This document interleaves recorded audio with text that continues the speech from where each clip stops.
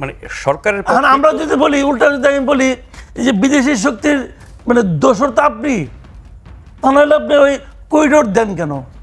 জীবনেও যাবে না, না খেদাইলে যাবে না, তবে কোথায় ধরে খেদাবে এর জন্য দেখার জন্য ওয়েট করেন। সমস্ত নাটক ওই যে ওনারা একসময় দেওয়াল লিখতো হাসিনারা বলে যে নাটক কম করো প্রিয়। এখন আমারও বলতে ইচ্ছে করে যে নাটক কম করো প্রিয়। এদেশের মানুষ অত সহজে কিছু ভুলে না। মানে পদত্যাগের বিষয়টাকে আপনি নাটক বলছেন? অবশ্যই নাটক, অবশ্যই নাটক। উনি বললে দেখছে কি বলে, উনি আশা করছিল পরের দিন শুক্রবার আছে, শাহবাগের লোকজন চলে আসবে গান গাইতে গাইতে, যে ওনার সাথী, কেউ তো গান গাইতে গাইতে আসে নাই। গত কয়েকদিন বেশ শ্বাসরুদ্ধকর পরিবেশের মধ্য দিয়ে কাটিয়েছে গোটা দেশ। করিডোর, বন্দর, নির্বাচন, আইন শৃঙ্খলা, বিশেষ করে মব সন্ত্রাস, সংস্কার, এসব ব্যাপারে সেনা সদরের বক্তব্য, এরপর প্রধান উপদেষ্টার পদত্যাগের হুমকি, এসব নিয়ে যখন নানান জল্পনা কল্পনা, আতঙ্ক এসব বিরাজ করছিল, তার মধ্যে গতকাল প্রধান উপদেষ্টার সাথে বৈঠক করেছেন বিএনপি, জামাতে ইসলামী এবং এনসিপির নেতারা। আজকে বাম রাজনৈতিক দল এবং ইসলামী দলগুলোর সাথে 2 দফায় বৈঠক করেছেন, এখনও করছেন প্রধান উপদেষ্টা। এর মধ্যে আমরা সরকারের পক্ষ থেকে নানান বক্তব্য শুনেছি। যেই সংকট বা উদ্বেগ উৎকণ্ঠাটি তৈরি হয়েছে সেটি কাটানোর জন্য বিভিন্ন দলের সাথে এই বৈঠক কতটা স্বস্তি দিচ্ছে বা সংকট কাটানোর মতো পরিবেশ পরিস্থিতি তৈরি হচ্ছে সেটি নিয়ে নানান প্রশ্ন আছে। আমরা আজকের আলোচনার বিষয় ঠিক করেছি সংকটের সমাধান কত দূর।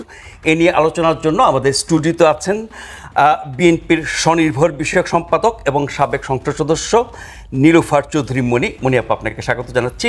এছাড়াও আমাদের সাথে আছেন জ্যেষ্ঠ সাংবাদিক এবং রাজনীতি বিশ্লেষক জনাব মাসুদ কামাল। কামাল ভাই, আপনাকে স্বাগত জানাচ্ছি। কামাল ভাই, আপনাকে দিয়ে শুরু করি। গত কয়েকদিনের ঘটনাক্রম আমাদের সবারই জানা। তার সবশেষ যদি বলি, আজকে বাদবাকি দলগুলোর সাথে প্রধান উপদেষ্টা বৈঠক করেছেন, গতকাল 3টি দলের সাথে বৈঠক করেছেন।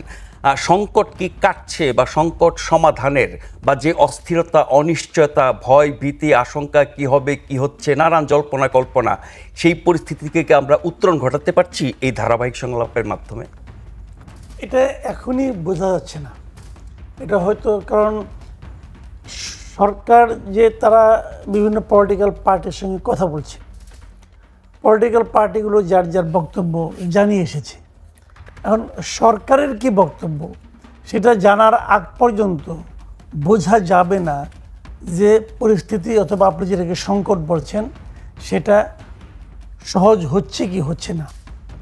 বিএনপি কিন্তু তার দাবিগুলির সঙ্গে মানে যাতে কোনো রকম ঝামেলা না হয় একদম এই লিখিত দাবি দিয়ে আসছে। কারণ এর আগে আমি শুনেছি যে এই প্রধান উপদেষ্টাকে বলতে তার সঙ্গে নাকি সবাই খুব মিষ্টি মিষ্টি আলাপ করে, বাইরে যায় নাকি উল্টাপাল্টা বলে। তো এখন তার উল্টাপাল্টা বলার কোনো সুযোগ নেই, কিন্তু বিএনপিতে এবার লিখিত বক্তব্য দিয়ে আসছে যে এই আমার বক্তব্য। এখন সেই বক্তব্য নিয়ে তো আর কোনো আলোচনা নেই। এবং সেই বক্তব্যগুলো কি, বিএনপির বক্তব্য কিন্তু খুবই স্পষ্ট। আমার দেখা মতো তাদের 3টা মূল দাবি। তাদের 1 নম্বর দাবি হলো ডিসেম্বরে তারা নির্বাচন চায়, ঠিক আছে। দ্বিতীয় দাবি হলো 2 জন উপদেষ্টা সহ আরেকজনকে, 3 জন উপদেষ্টা, 2 জন উপদেষ্টা এবং আরেকজন আপনার ওই যে যেটা আছে কি বলে খলিল জাতীয় নিরাপত্তা উপদেষ্টা, হ্যাঁ, তাকে বের করে দিতে বলে এখান থেকে। 3 নম্বর দাবি হলো যে সব দলের সঙ্গে যেন ডক্টর ইউনূস সরকার মানে নিরপেক্ষ আচরণ করে, মানে কোনো পক্ষপাতমূলক আচরণ না করে। এই 3টা দাবি। এর মধ্যে ডিসেম্বরের পরে নির্বাচন চাওয়াটা হলো মূল দাবি। তো আমার কাছে তো মনে হয় না এই দাবিগুলো থেকে তারা খুব বেশি একটা পিছু হটবে। সরকারকে মানতে হবে। এবং আমি না খুব বিস্ময়ের সঙ্গে মাঝে মাঝে লক্ষ্য করি, সরকার সেই যে একটা পাইছে তুতা পাখির মতো কথা, আগে বলতো এক কথা, এখন আবার কয়েকদিন ধরে একটা একই কথা বলে যে ডিসেম্বর থেকে জুনের মধ্যে ইলেকশন হতে হবে। আমি খুব চিন্তা করে দেখার চেষ্টা করলাম যে যদি ডিসেম্বরে হয় তাহলে আজকে থেকে হলো 7 মাস। আপনার 9 মাস কী করে কাটাচ্ছেন এটা আপনারা জানেন, এটা বলতে পারবো না। 7 ধরলাম কিছুই করেন নাই, আপনি 7 মাসেও একটা ইলেকশন করতে পারবেন না। কেন পারবেন না? কারণ সংস্কার শেষ করতে চায়। তো সংস্কার 7 মাসে শেষ হবে না, দিলে আরো 6 মাস পরে যদি শেষ না হয়। আর সংস্কার জিনিসটা কি? এটা তো একটা বায়ু জিনিস মনে হচ্ছে আমার কাছে। সংস্কার আপনি কাকে নিয়ে করাচ্ছেন? এই সংস্কার তো জীবনে শেষ হবে না। ধরেন আপনি একটা ফার্নিচার বানাবেন, বানালে আপনি প্রথম যে লোকটা আসবে যে ভাই আপনার ফার্নিচারটা আমি বানাই দিই, তাকে আপনি কি জিজ্ঞাসা করবেন? যে ভাই তুমি এটা বানাইতে কত টাকা নিবা, কতদিন লাগবে, আর তোমার কতদিন লাগবে? সে যদি বলে ভাই টাকা যা দেন দেন, কোনো সমস্যা নাই, আমি একটা মনের মাধুরী বসে বানাই দিচ্ছি, আপনি 1 মাস পরে জানেন যে টুকটুক করে সে বানাইতেছে, ওই লোকটা রাখবেন ভাই? তারা 9 মাসের সংস্কারে কিছুই করতে পারে নাই, আরো 7 মাসে করে একদম পরিষ্কার করে ফেলাবো। বেশ কিছু প্রস্তাবে তো মোটামুটি প্রস্তাব তো ওরকম প্রস্তাব থেকে 9 মাস লাগে নাকি? পুরা জিনিসটা তো আওলা ঝাওলা। তারপর যে প্রস্তাব দিছে এই প্রস্তাবগুলো আপনাদের মার্ক হয়েছে। কি প্রস্তাব দিছে? দেশে নাকি 6টা প্রদেশ বানাবো, প্রস্তাব আছে একটা প্রদেশ। বুঝে গেছে প্রদেশ বানাবো কেমকেরা। আরেকজন বলতেছে এটা নাকি ওই আপনার আইয়ুব খানের সেই বেসিক ডেমোক্রেসি বানাবো। পাবলিকে বলে তো পাবলিক দিনে পিটাবে, ভাগ্যে সে আলাপগুলি ঘরের মধ্যে করে। কাজে এগুলি বলে ভাই লাভ নাই, ওই বিদেশ থেকে লোক এই না এগুলি করবেন আপনি। আর আমি তো বিএনপিকে বলি যে বিএনপি কোনো আত্মসম্মান বোধ নাই নাকি? যখন তারা যায় সেখানে আলোচনা করার জন্য, সামনে বসে থাকে প্রফেসর আলী রিয়াজ, আর তাদের তো প্রথম প্রশ্ন ভাই আপনি কে? আপনি তো আমেরিকার নাগরিক, ওখানে ওত নিয়ে আসছেন যে আপনি আমেরিকার স্বার্থ সংরক্ষণ করবেন, আপনার সঙ্গে আমি আলোচনা করবো কেন? আলী রিয়াজ সাহেব যে ই করবো, সংস্কার করবো, ওই সংস্কার বিএনপি মানলো আমি মানি না, আমি একটা পাবলিক মানি না। আমার দেশে কি সংস্কার করার লোক নাই? আলী রিয়াজকে হায়ার করে আনতে হবে। হোয়াই? আরো অনেক বিদেশি পাসপোর্টধারী ব্যক্তিও তো আছে। ওগুলি বাদ দেন, আমি সংস্কার নিয়ে আলোচনা হচ্ছে, আলোচনাটা শেষ করি আগে। তো সংস্কারে এটা কেন? আবার ওরা ওখানে একজন আবার সহকারী নিয়োগ করছে যে নাকি সব পলিটিক্যাল পার্টির সঙ্গে যোগাযোগ করবে, সে মনির হায়দার। কেন সে কেন ভাই? 1 পা আমেরিকায় 1 পা বাংলাদেশে। মানে ডক্টর ইউনূস নিজে যতভাবে সম্ভব এদেশের জনগণকে অপমান করার চেষ্টা করতেছেন। আবার উনি শেষ পর্যন্ত নাটক করে কি আমি পদত্যাগ করুন। উনি যে পদত্যাগ করবে বলছে, এটা কে বলছে? নাহিদ ইসলাম বলে। নাহিদ ইসলাম কে? একটা পলিটিক্যাল পার্টির লিডার। এইটা নিয়ে সবগুলি মিডিয়া সমানে নাচতেছে। পরে তো আবার পরিকল্পনা উপদেষ্টা বলছে উনি বলেন নাই। আজকে দেখলাম যে আপনার প্রেস সচিব বলতেছে হ্যাঁ এটা আমরা পত্রিকায় দেখেছি। তো নাহিদ ইসলাম কিগুলো একদম তার ভাষায়, এই সমস্ত ভাষা কোট করে বলেছে। এই সমস্ত নাটক, ওই যে ওনারা একসময় দেওয়াল লিখতো হাসিনারা বলে যে নাটক কম করো প্রিয়। এখন আমারও বলতে ইচ্ছে করে যে নাটক কম করো প্রিয়। এদেশের মানুষ অত সহজে কিছু ভুলে না। মানে পদত্যাগের বিষয়টাকে আপনি নাটক বলছেন? অবশ্যই নাটক, অবশ্যই নাটক। উনি বললে দেখছে কি বলে। উনি আশা করছিল পরের দিন শুক্রবার আছে, শাহবাগের লোকজন চলে আসবে গান গাইতে গাইতে, যে ওনার সাথী। তো কেউ তো গান গাইতে গাইতে আসে নাই, কান্নাকাটিও হয় নাই। ভুল সময়ে ওই যে শীতকালের ওয়াজ গরমকালে করছে। এটা যদি গত অক্টোবরে করতো অনেকেই যাইতো যে না আপনি যায়েন না, আপনি যায়েন না। কিন্তু রাজনৈতিক দলগুলো তো তাকে করতে বলছে না। কে বলছে না? রাজনৈতিক দলগুলো তো তাকে পদত্যাগ করতে বলছে না। কেন? সালাউদ্দিন আহমেদ কি বলছে?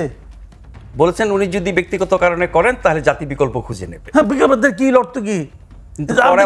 পক্ষ থেকে বলা হচ্ছে তারা প্রধান উপদেষ্টা পদত্যাগ চান না, তার অধীনে নির্বাচন চান। কিন্তু কথা কি হলো? ব্যক্তিগত আপনি চলবে যান, আপনি আটকে রাখছে কে? কে বলছে হাতে বাইরে আপনি যায়েন না? তার লোকজন।